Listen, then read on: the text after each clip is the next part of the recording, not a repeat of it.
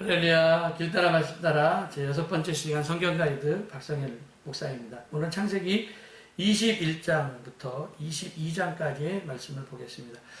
아브라함의 이동 경로를 다시 한번 보는데 20장, 지난주에 했었던 20장은 그랄에서 시작하고 오늘 배경도 사실 그랄, 그리고 이제 부엘세바, 그리고 여기 mamre, 살렘, 모리아산이 있는 데까지의 이야기입니다. 창세기 21장은 그 세 가지 이야기가 나옵니다. 첫 번째는 이삭의 출생, 기다리고 기다리는 아들이 나오죠. 그리고 두 번째 이야기는 하갈과 이스마엘이 쫓겨나고, 그리고 세 번째 이야기는 아브라함이 아비멜렉과 베르세바에서 평화 조약을 맺는 이야기가 나와 있죠. 첫 번째 이야기는 이삭이 출생을 하게 되는데, 여기 이삭입니다. 여기 아브라함이고, 그 창세기 22장 1절부터 2절까지 보니까 이런 말씀이에요. 여호와께서 말씀하신 대로 사라를 돌보셨고, 여호와께서 말씀하신 대로 사라에게 행하셨으므로 사라가 임신하고, 하나님 말씀하신 시기가 되어 노년에 아브라함에게 아들을 낳으니, 반복되는 말씀이 나오죠. 말씀. 그래서 말씀하신 대로 언약의 아들이었던 이삭이 출생을 하고요. 그리고 창세기 16장에 보면은 하갈이 이스마엘을 낳을 때는 아브라함이 하갈과 동침, 그렇게 나와 있습니다. 말씀으로 이스마엘을 낳지 않죠. 그리고 아이의 이름을 이삭이라고 얘기를 하는데, 6절에 보니까 하나님께서 나를 웃게 하시니, 웃음이죠. 진짜 긴 기다림의 끝에 사라에게 웃음을 주고 아브라함에게 웃음을 준 아들이 이삭입니다. 진짜 한 방에 고통이 그냥 한바탕 웃음으로 그냥 딱 사라지게 됩니다. 창세기 16장 사라의 고통이 얼마나 컸는지 여러분들, 오죽하면 자기 몸종하게 씨바지로 내 남편, 나를 위해서 내 남편에게 좀 들어가서 아들을 좀 낳아줄래? 이렇게 얘기를 했겠습니까? 사라이가 무슨 웃음이 있었겠습니까? 자식을 못 낳는데. 근데 7절에, 21장 7절에 사라가 자식들에게 저승을 물리게 될 것이라고 누가 아브라함에게 말할 엄두를 내었으랴. 번역본인데, 진짜 많은 사람들 앞에서 개의치 아니하고 보란듯이 가슴을 탁 풀어헤치고 아이에게 젖을 먹이면서 웃는 사라의 모습이 상상이 됩니다. 그런데 문제가 생기죠. 이삭이 젖을 떼는 날에 아브라함이 사람들을 다 불러다가 잔치를 베풀었는데, 사라가 손님 대접하느라고 정신이 없을 때 그 형이었었던 이스마엘이 동생 이삭을 데리고 놀았던 것 같아요. 근데 사라가 이삭을 갑자기 딱 보니까 9절에 이렇게 나와요. 이스마엘이 이삭을 볼 때 사라가 본즉 아브라함의 아들 애굽 여인 하갈의 아들이 이삭을 놀리는지라. 놀리는 거, 희롱하는 거로 보였죠. 그래서 남편에게, 야, 저 여종과 아들을 내어주라. 그 여종의 아들은 내 아들 이삭과 함께 기업을 얻지 못할 것이다. 이게 사라의 마음이 보입니다. 저 여종에게는 진짜 아들에게는 단 한 푼도 당신의 재산 줄 수 없다고. 이 이야기를 듣고 아브라함이 얼마나 근심이 됐겠습니까? 이스마엘도 아들인데 결국 유산 문제예요. 돈 문제예요, 다. 사라의 이 말을 듣고 아브라함이 근심이 됐지만 하나님께서 사라의 이야기를 들으라고. 근데 여종의 아들도 내 씨니까 한 민족을 이루게 할 것이라고. 그러면서 이제 쫓겨나는데, 쫓겨나는 곳이 어디냐면 그랄에서 부엘세바까지 이제 와요.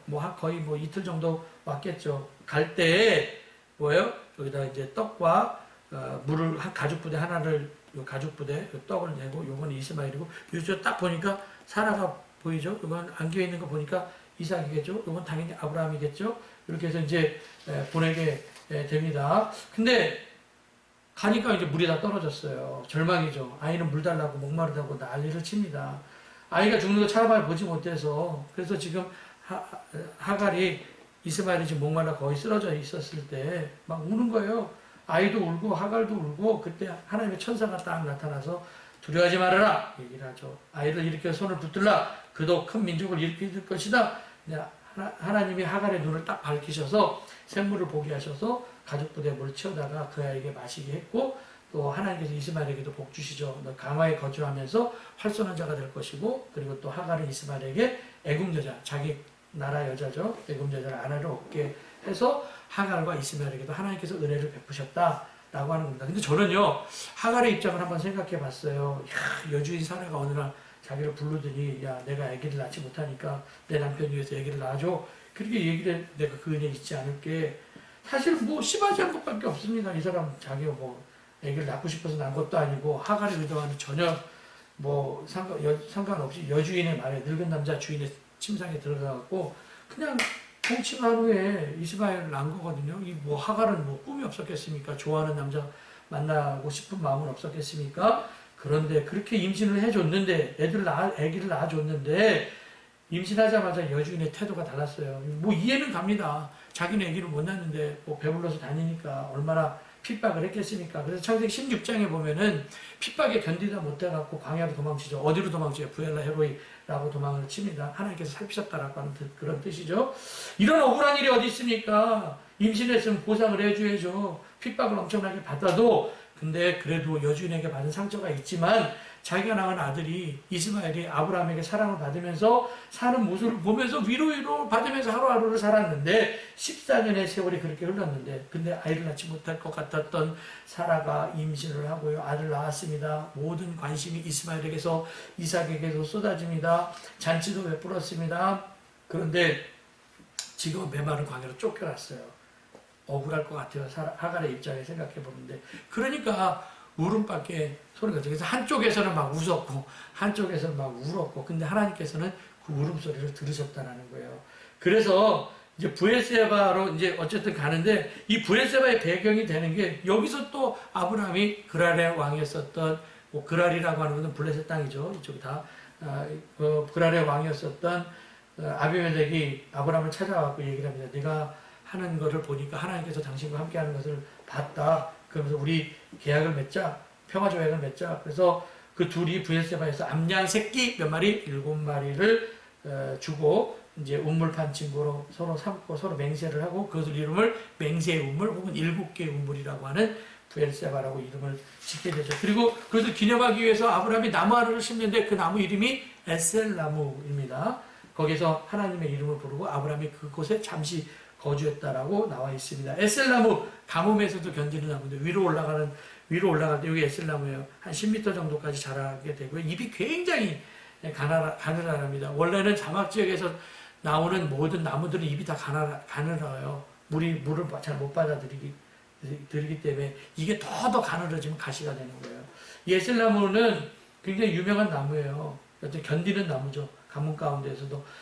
사무엘상 31장에서도 보면 에셀나무가 나오는데 사울이 길보아 전투에서 죽임을 당하거든요. 근데 그 길란 야베스 사람들이 사울에게 은혜를 입었던 적이 있었잖아요. 그래서 그 은혜를 갚기 위해서 사울의 시체를 가져다가 야베스 땅 에셀나무 아래에서 사울을 장사하는 얘기가 나옵니다. 브엘세바는 아까 얘기했던 것처럼 맹세의 우물 혹은 7개의 우물이라고 하는 뜻인데 세바 그럼 7이라고 하는 히브리어의 뜻이고 그리고 부엘 그러면 색이다 선언하다 그런 뜻입니다. 브엘세바. 이 브엘세바가 지금 여기 있어요. 그리고 여러분들 이렇게 지도를 찾아보시면은 헤브론이 여기 있고 그리고 이제 이렇게 찾아보면은 예루살렘이 여기 있습니다. 예루살렘이 모리아산이 있는 곳이 예루살렘이죠. 그러니까 브엘세바가 여기 있고 단이 여기 있거든요. 빨간 표시로 되어 있는데 요게 이스라엘의 남쪽 북쪽 경계예요. 그래서 우리도 한라에서 백두까지 그런 얘기 하는 것처럼 남쪽과 북쪽 경계를 잴 때 북쪽 경계는 단, 남쪽 경계는 브엘세바입니다. 여러분, 예루살렘에서 그 단까지의 요까지의 거리가 한 150km 정도가 되고요. 그리고 예루살렘에서 브엘세바의 거리가 한 80km 되니까 여기에서 여기까지의 거리가 몇 킬로인지 여러분 한번 계산해 보세요. 브엘세바와 관련된 이야기는 창세기 굉장히 많이 나와 있습니다. 브엘세바 여기서 야곱이 하란을 갈 때에도 하란은 이 북쪽에 있습니다. 갈 때도 브엘세바가 출발지고 또 창세기 26장에 보면 이삭이 계약을 맺는 것도 아비멜렉과 계약을 맺는 것도 이 브엘세바입니다. 요게 이제 창세기 21장이 끝나고 창세기 22장에 보면은 이제 두 이야기가 나오는데 여기에 이제 거리가 나오죠. 브엘세바, 헤브론, 모리아산 얘기가 나옵니다. 두 이야기가 나오는데 모리아산에 대한 이야기가 나오죠. 모리아산은 아브라함이 하나님께서 아브라함에게 테스트하시는 말씀이 나와 있고 그리고 이제 그 뒷부분에 20절부터 보니까 리브가가 등장을 하죠. 리브가는 누구예요? 이삭의 부인이죠. 첫 번째 이야기. 이스마엘이 이제 집을 떠난 후에 하나님께서 아브라함을 딱 부르셔서 얘기를 합니다. 야, 내가 네 아들 사랑하는 독자 데리고 모리아 땅으로 가갖고 내가 일러주는 데 가고 뭐를 드리라고 얘기하냐면 번제를 드리라고 해요. 번제. 여러분들 번제는요 다 그냥 온전하게 드리는 거예요. 그래서 아무 말 없이 아브라함이 이삭의 어깨에다가 땔감을 지게 하고 자기는 불 갖고 옆에다 칼 가지고선 모리아 땅으로 가게 되는데 브에세바에서부터 모리아산까지의 거리가 아까 얘기했었죠. 몇 킬로? 80킬로 정도가 되는데 성경에 보니까 사흘길을 걸었다라고 얘기해요. 가는 도중에 이삭이 아버지 아브라함에게 묻습니다. 불가나무는 가지고 가는데 번제할 어린 양은 어디 있습니까? 그랬더니 아브라함이 내 아들 아들아 번제할 어린 양을 하나님께서 자기를 위해 친히 준비하셨다. 이렇게 말씀을 하시죠. 준비하셨다는 게 여호와 일이 아닙니까? 근데 실제적으로 하나님께서 준비하시죠. 모리아라고 하는 뜻이요. 마르에와 예호와의 합성어인데 그 뜻은 그거예요. 여호와께서 보이신 곳. 모리아의 뜻은 뭐라고요? 여호와께서 보이신 곳. 그래서 하나님께서 그 땅을 어쨌든 선택한 땅으로 보여주신 땅으로 그렇게 삼으시죠. 창세기 21장에서 사라가 이스마엘을 내줬잖아요. 그리고 지금은 이제 이삭이 번제로 드려질 판이잖아요. 그러니까 아브라함은 두 아들 다 잃어버리는 거예요. 근데 아브라함의 이 명령, 하나님의 명령에 두 아들 다 잃어버렸죠. 이스마엘도 나갔지, 이삭은 번제로 바쳤지. 이때 아브라함의 반응이 어땠냐 보니까 찍소리도 안 합니다. 불평하는 이 말을 하지 아니하죠. 우리 같았으면 그럴 수 있습니까? 줄 때는 언제고 가져갈 때는 언제이고 차라리 내가 번제로 드리면 안 되겠습니까? 그런데 정말 찍소리 하지 아니하고요. 모리아산으로 침묵하면서 사라에게도 얘기하지 않고 가게 됩니다. 이게 지금 얘기하는 거예요. 이게 이삭이고 칼 들고 있었죠. 천사가 얘기를 하는 것 같아요. 모리아산 그러면은 모리아산이 여기거든요. 사실 이쪽이 이제 올리브산, 감람산이라고 얘기를 하죠. 감람산하고 모리아산 사이에는 계곡 하나가 있어요. 그게 무슨 계곡이냐면 기드론 계곡이라고 얘기하고 있고 여기가 기온샘이 여기 있고요. 이게 옛날에 다윗성입니다. 요 아래까지. 여기는 이제 성벽으로 돼 있어요. 이렇게 올라간 언덕으로 돼 있어요. 오펠이라고 하는 언덕으로 돼 있고 여기가 이제 예루살렘 성전입니다. 여기가 다윗의 도시이고요. 그래서 다윗의 궁전은 지금 여기 있고요. 다윗의 마을은 그리고 예루살렘 성전은 그 위쪽에 있습니다. 언덕에 있어요. 모리아산 꼭대기에. 그리고 이쪽이 흰놈의 골짜기죠. 이쪽이 흰놈의 골짜기. 지금 이렇게 동쪽으로 여기를 경계놓고 이렇게 보면은요. 이쪽이 동쪽이고요. 이쪽이 서쪽이에요. 그래서 이쪽에서는 지금 유대인들이 살고 있고요. 이쪽에서는 팔레스타인 사람이 살고 있고요. 황금돔은 지금 현재 모슬렘 사람들이 있었기 때문에 모스크로 되어 있죠. 모리아산을 여러분 정리해 보면은 여기에서 이삭이 바쳐졌던 곳이고요. 다윗이 자기의 제국의 크기를 이렇게 자랑하기 위해서 인구 조사한 다음에 하나님께서 벌 내리죠. 그래서 이 전염병으로 7만 명이 죽을 때 이때 다윗이 여부수 사람, 여기에는 여부수 사람이 살고 있었거든요. 여부수 사람 아라우나의 타작마당에서 여호와를 위하여 제단을 쌓자 그 전염병이 그쳤다. 그래서 다윗이 제단을 쌓았던 곳이 바로 여기 모리아산이고요. 그리고 솔로몬 왕이 성전을 건축한 것도 바로 여기고 여기 솔로몬 성전 건축이죠. 그리고 예수님께서 십자가에 못 박혔던 곳도 골고다도 다 여기입니다. 그러니까 제물이 드려졌던 곳이다라고 생각을 하면 돼요. 굉장히 이스라엘 사람들한테 신성한 곳이고 지금 요 황금돔 돔 안에 요 바위가 있는데 요 바위는 이삭이 드려졌던 번제로 드려졌던 바위라고 얘기를 하고 있습니다. 그런지 아닌지 모르겠지만 그렇게 해서 이게 둘러싸 놓았죠. 저도 여기 들어가 봤어요. 여기까지는 성지순례 갈 때. 근데 바치려고 할 때 막 씁니다. 여러분들 120세 가까이 되는 노인 아브라함이 뭐 10대 이삭이 막 저항하면 저항을 안 하겠습니까? 근데 저항하지 않고 이삭도 그냥 아버지의 손에 맡기죠. 그때 사자가 나타나서 얘기를 하죠. 야, 내 아들 내 독자까지도 내가 내게 아끼지 않는 것을 내가 이제 알았다. 내가 하나님을 경외한 줄 알았다. 그때 아브라함이 고개를 딱 들어보니까 숯불 속에 순양 한 마리가 있어서 그 뿔이 걸려있는 것을 보시고 그걸 보고 그걸 가져다가 번제로 드렸습니다. 그러니까 순종했더니 뛰어다니지 않고 수고하지 않아도 숯불에 걸린 순양을 준비해 주셔서 아브라함이 그곳 이름을 뭐라고요? 여호와 이레라고 이야기를 하죠. 이런 합리적이지 않은 비상식적인 명령에도 아브라함 침묵하면서 믿음으로 반응을 했거든요. 그래서 우리도 생각해 봐야 돼요. 성경에 시험과 시련이 있는데 시험은 마귀가 줘서 넘어지게 하는 거고요. 시련은 테스트입니다.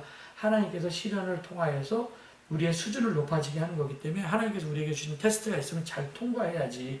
통과를 하니까 17절부터 22장 17절부터 하나님께서 하늘의 별처럼 바닷가의 모래알처럼 엄청나게 복을 약속해 주시고 그리고 다시 브엘세바로 돌아오게 됩니다. 그리고 이제 이 이야기가 끝난 다음에 마지막 이야기 하나가 더 남는데 그게 20절부터 24절까지 보니까 밀가가 나홀에게서 이제 자녀를 얘기하는 나홀의 족보가 나와요.